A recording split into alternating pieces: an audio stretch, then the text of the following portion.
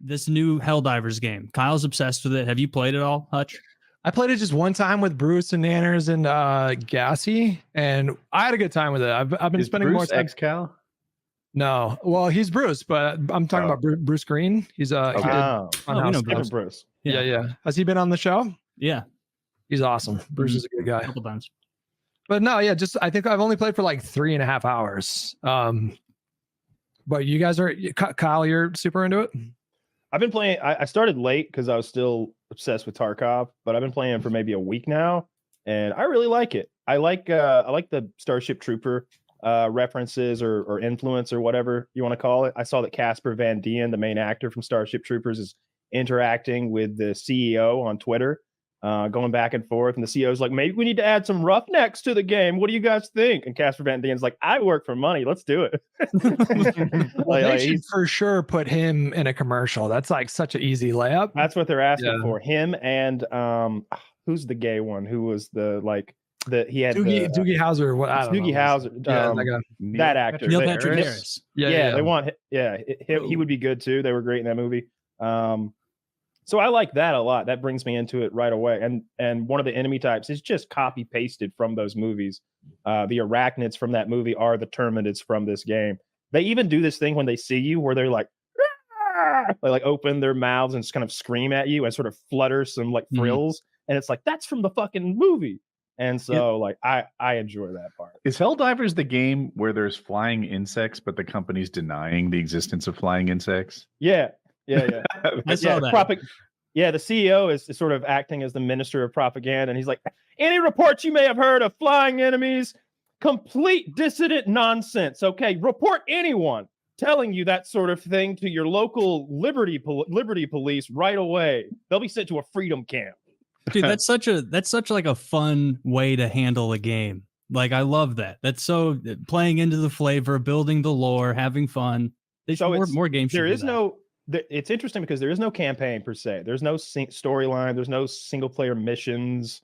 It's just the co-op sort of Halo ODST drop in 4-man squads. Or you can play solo if you want, but 4-man squads and smash and kill and do objectives and then get the fuck out, extract. And reportedly, there were Halo devs that pitched a very similar game, and Bungie turned it down. Yeah. But yeah.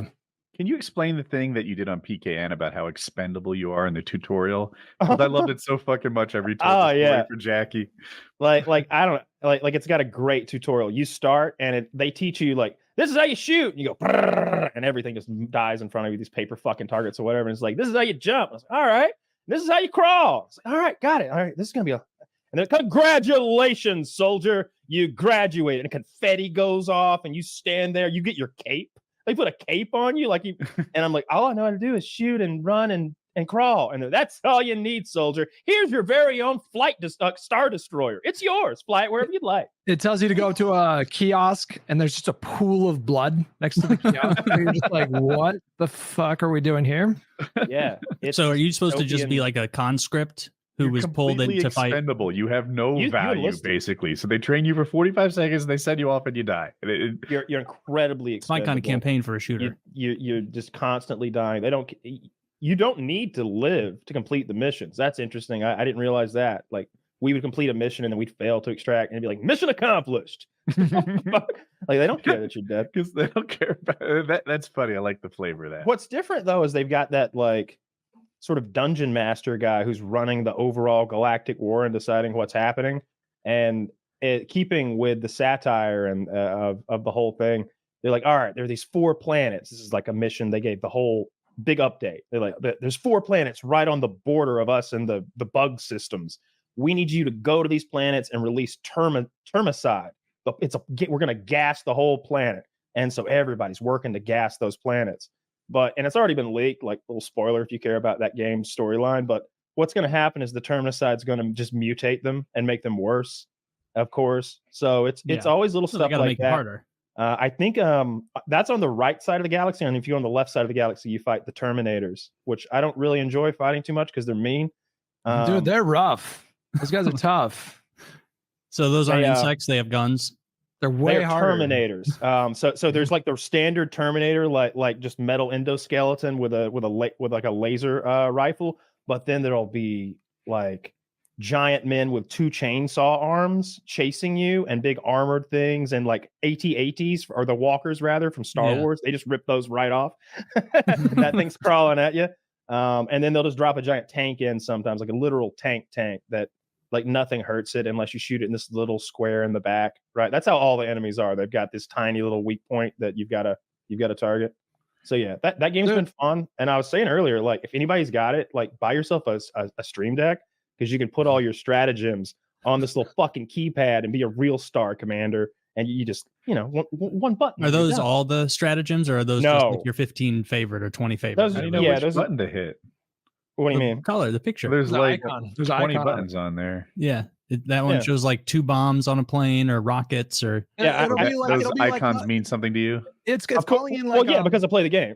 It's I thought they were like default that came with. Oh no! Oh, so okay, with Stream Deck, I can make these anything. Like I could make this one YouTube, and it would be the YouTube icon. Like I downloaded this whole pack that's all the things, and in my software over there, I can just drag and drop different ones. They automatically update with the correct codes on them, and it's seamless. It's super easy. It's like the kill streak icons in COD.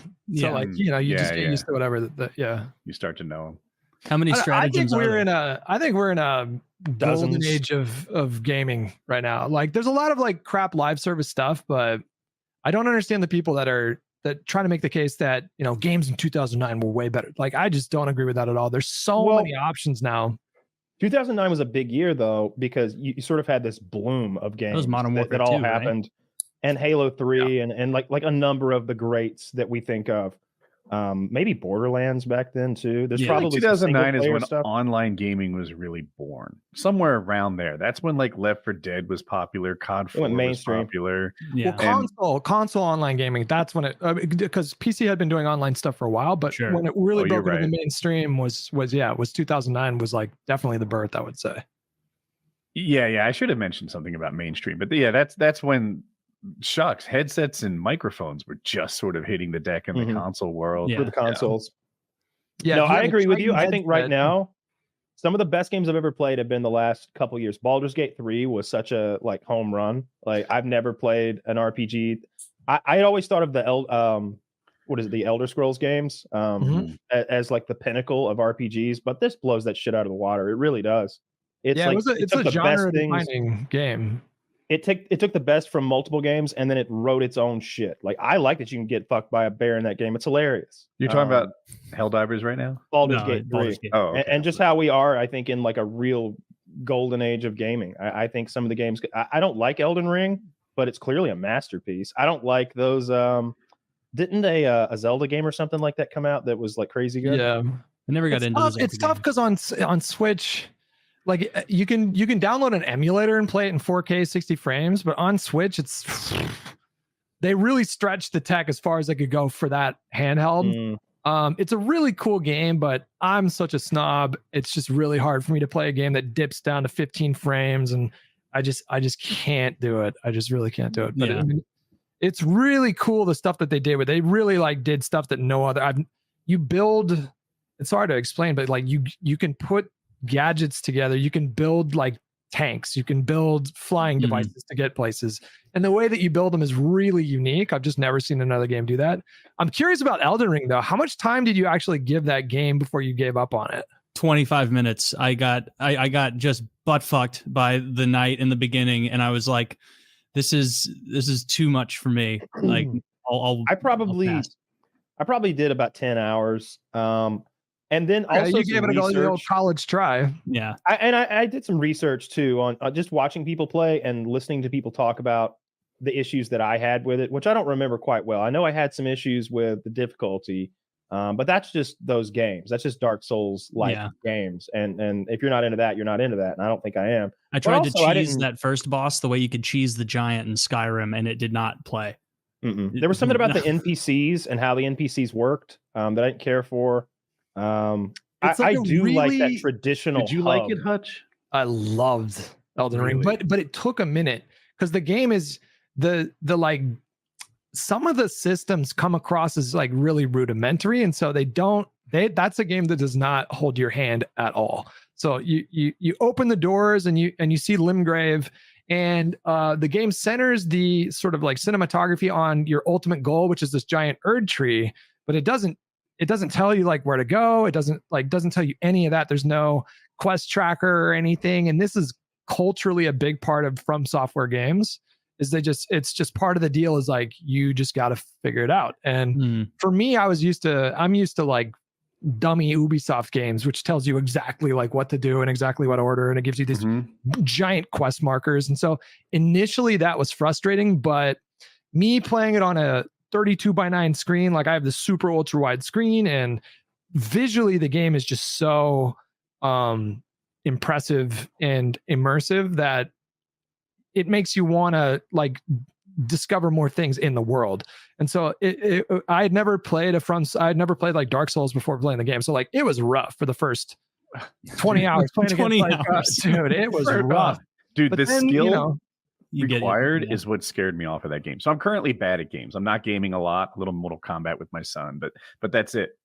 And I'm currently bad. Taylor plays games. Kyle's good at games, and both of them said it's too hard. We have like Patreon hangouts and stuff with our fans, and some of them are great at games. You know, those top 0.1% in Call of Duty, for example, like they're great at games, Rust, and they said it was too hard. And it's like, God darn, if they think it's too hard, what hope do I have? Scum is loving it. Scum's playing it right now. He just now got into it, like coincidentally that we're talking about it, and he's been like, "Come on, Kyle, download this game." And I'm like, dude, I downloaded it when it fucking came out. I bought it like an hour after it was possible. I pre-ordered that shit. I don't like it. It's not for me. I'll tell you what else I did. Like in my 10 hours or whatever of playing it, like I never had any fun. Like when I when I would win fights, I didn't care. Like the and that's a problem sometimes when people try to get me into games. I'm like, yeah, but guys, like okay, we'll get all the credits, we'll get all the gold, and then what will we do? Oh, we'll buy a grenade launcher for our guns. Okay, well, that completely changed what this game is about. Well, no, you'll just be able to kill the crabs more faster. I don't like killing the crabs, guys. Oh. Well, you don't like the game then. This is Crab Killer. And the upgrade system that they have is like really, it's kind of complicated. Like you have to get a specific kind of stone to upgrade specific weapons, and then you need another one, and you can only get these stones in like caves that are I'm okay with that. Map. You know, but like it's just a lot. It's just there's a lot to learn. What was the other game? What was the other game that was like a remake of an older game that we just played a shit ton of? Like last year. It's like the third or fourth sequel of something. Was it that top-down one that I saw? Yeah, It's the top Total down. War. No, Warhammer 3. No, it's the one where you've got one character and you're running around and you're. Vermintide. I'll Google games that came out last year. That's gonna take so long, man. Did you guys play? Did you guys play, for example, Jedi Survivor or the first one, Fallen Order? No, I've never played a Star Wars game. I played Battlefront back in the day. That was so much fun. Battlefront's dope, but Jedi Survivor is a very different kind of game. It's like they call it Souls-like now. It's like Dark Souls game inspired a whole genre where it's basically really difficult, and when you die, you drop, your points or whatever you want to call them, and you have to go back to that spot to get your points. And if you die a second time, you don't get them. But it's just a different kind of gaming experience. So you have to enjoy the satisfaction of dying like 30 times. And then when you finally beat that boss and that dopamine rush that you get, that's the thing that makes you want to keep going. Yeah, I totally get that with games. Like I've played nothing in the past year other than Age of Empires 2, the definitive edition one, and it's so like a real-time strategy, real-time top-down strategy. So you like play as the Mayans or Persians or fucking Incas or something, and it's war and economy, and it's so satisfying to go online and beat someone in that, because it's like chess, where it's like, oh, I scouted, I predicted what they were doing, and despite them trying their best to fuck up my eco and everything, I defended, I got over them, I won. And then conversely, it's that other side where like you're just watching as your own base gets wrecked by someone way better than you, and you're like, oh, I'm having no fun, but I'm really motivated to figure out exactly what I did wrong and how this guy got over on me. It's so fun. You have to want to know how to win the fight. Like, and if you just don't care, you're gonna put it down after 30 minutes or an hour. It's just It was Diablo 4 I was thinking of. Taylor, here's my question though I about a played that. game like that. Yeah, Diablo 4 was fun. It was very flawed. It got way too easy at the end, and then I think that's why we both lost interest. I hit the 80-hour mark. Once I had a moment when I was playing the game at 80 hours in where I was like, why am I still doing this? Yeah. I didn't have a good answer. And so I was like, I think I'm good. I got 80 hours. No, I got like my value. So. All right. I got to the point that I can hold down X and my production of corpses is far out, exceeding the amount you need. I was a necromancer, and it was like all these corpses are exploding. It's just like the easiest thing ever. Yeah. Yeah. I would see like all my friends in my party, like they're microing and doing their skills. And it's like, you guys are crazy. Just hold X. Like just hold X and it blows up. Every corpse you blow up makes 3 somehow. It's like someone wasn't doing the math in the late game here. It did play really well with a controller, which was nice. Like if I give me the option between a controller and a mouse and keyboard, I'm gonna pick a controller most of the time, unless it's like a competitive shooter like COD now. Yeah. Taylor, have you invested in WASD yet and like gotten good at in AoE? Yeah, well, Age of Empires 2 is one of the most hotkey intensive games out there, and so I'm pretty good on that. I would say I'm probably not that good at it in shooters because I prefer RTS as a genre. Like the only reason I like AoE 2 so much is because I like that medieval flavor, the bows and arrows, the swords, the siege towers and trebuchets. If I was like a space sci-fi guy, I would be playing StarCraft. Did you guys play Baldur's Gate with a controller, or did you use a mouse and keyboard? I didn't play much of Baldur's Gate. I used mouse and keyboard. I use mouse and keyboard for everything, even when people are like, no, you gotta use controller, trust me. No, fuck you. Although I went back and forth on Elden Ring because they were like, Kyle, you've been using mouse and keyboard, you're crazy. That's why it's so hard. And so then I played like a shit ton more with a controller and hated it so much. Diablo was like made for a controller. Like I played the whole first half of my Diablo experience on mouse and keyboard, and then my buddy, who's a way better PC gamer than me, was like, why are you not using a controller? This is so honed for controller. Switched to a controller, it was immediately easier. Way better. So sometimes I ended up picking up Baldur's Gate because you, Kyle, were pushing it so hard the last time I was on. And so I was, all right, fuck it. I literally downloaded it that night and I put, I think like 70 or 80 hours into that game. I had never played Dungeons and Dragons before. I never had any interest in it. And so the first 10 hours, I'm like getting used to stuff. I'm like, I don't know if I want to keep playing. But then something happened and I turned a corner and I was like, dude, everything you do, you got to like level 3 or 5, like somewhere in there, and suddenly you get like a little. It's one of those things where you get like your third weapon or your third perk or something. It's like, oh, it's clicking now. Yeah. Now it's everything wonderful. felt so consequential. Like every decision I made, like you could tell, I'm like, oh, this would have been drastically different had I gone in that direction. And dude, that game was like a genre-defining game. Like it was easily my favorite game of last year. Unless they're the greatest dev of all time and they make like a Baldur's Gate 4, like in 2 years, I bet that's going to be a classic game a decade from now. Oh, for sure. It'll be the remastered version. People will be playing that shit on their refrigerators. The like hour that we played together, Kyle, and you were walking me through a bit of it, and we met that one kind of smug elf guy or whatever early on. I was like, let's kill this guy. I don't care for him one bit. He's being rude to me and my compatriots. And so we killed him. And then afterward, killed him. And afterward, Kyle's like, so Taylor, this guy is wildly important to what you need to be doing. And I'm like, oh, so we probably shouldn't have done that. And you're like, no, we really shouldn't have done that. I killed he was the village leader. And now they're going to be mad. Who's the bear guy's name? Is it Halcyon? Is that his name? It's not Halcyon. It's something like that. Halcyon, yeah. I killed him. I killed him. I had no idea that was like an important druid. And I told my chat, I was telling my chat the next day, I was like, yeah, I killed a bear yesterday. And they were like, wait, what? Where did you kill the bear? I was like, I was in some prison. They were like, you fucking idiot. Like this guy's like really important for Act 2 and 3 and like my fiance's playing it. And so I get to see a little bit about like how it played out. I'm like, fuck, I should not have killed that guy.